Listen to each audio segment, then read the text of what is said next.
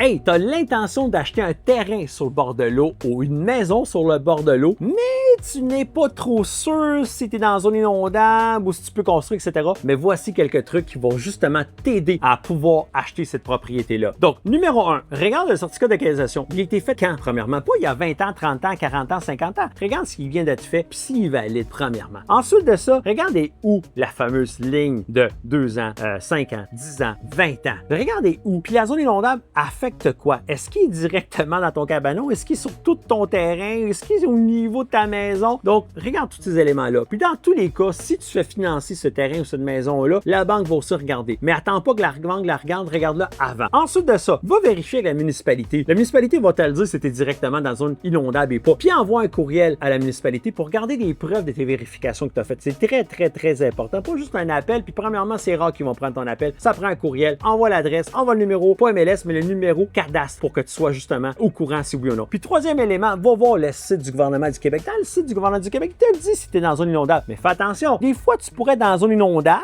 mais quand tu appelles à la ville, tu le vois que tu l'es pas au même niveau que la carte du Québec. Donc, il est de là l'importance d'avoir l'information écrite pour que tu puisses acheter cette propriété-là et que tu te retrouves pas que dans le futur, tu puisses plus la revendre parce que tu as acheté un actif qui est à haut risque, qui est pas assurable, pas finançable.